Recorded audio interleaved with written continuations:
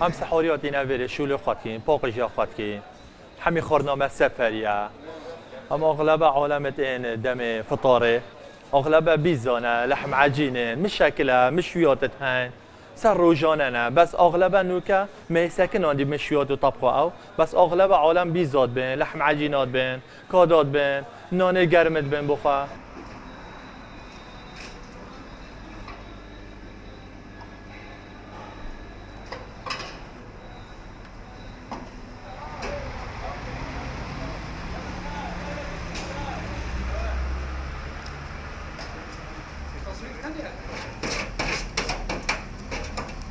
بخوده ما مشتري ضعيف بونا أوجي يعني مثلا روجي زحف ضعيفة يعني كس خنادي سر مزوب زوب راستي سفرينا سفرية محموكي سفري جدا يعني رونشتنينا شيء كبي سفري دبي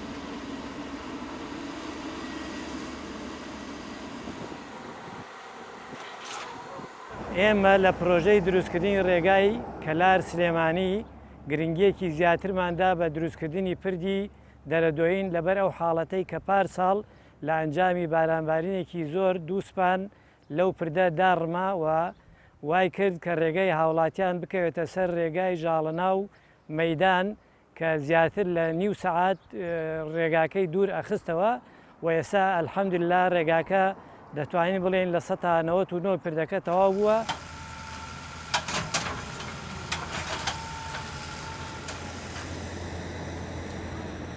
ئەم جسری دەرەدوێنە پارۆپێرا لافایەکی زۆری لێ هات ئێستا ئەم جسرەیەکی تازە دروست کراوە پرۆژەیەکی باشە ئەم جسرە کۆنەیە پارۆپێرار ئاسەنگی زۆری دروست کرد بۆ هاوڵاتیان ئێمە و خەڵکی ناوچەکە زانین زوسانان لافایەکی زۆر لەم خڕەوەیەتە خوارەوە بەڕاستی و پرۆژەیەکی چاکەوە دروست کراوە ئەو جسرەیە.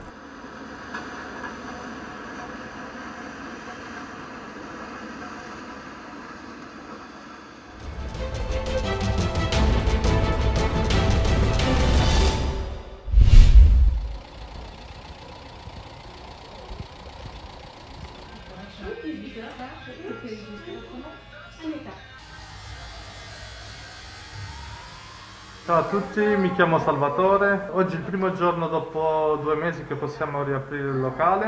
Purtroppo dobbiamo lavorare con i guanti, con le maschere, io, anche il mio cliente. Un po' difficile però dobbiamo farcela e andare avanti così.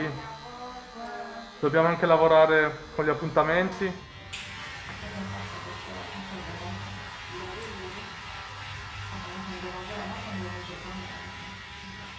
It's the first time there after the quarantine at the hairdresser.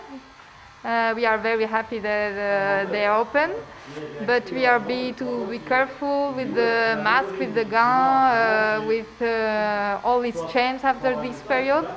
So we are a little bit stressed, but we have to be very careful to going very fast this period.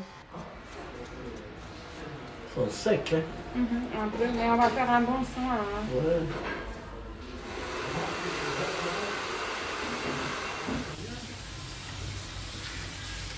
Que je coupe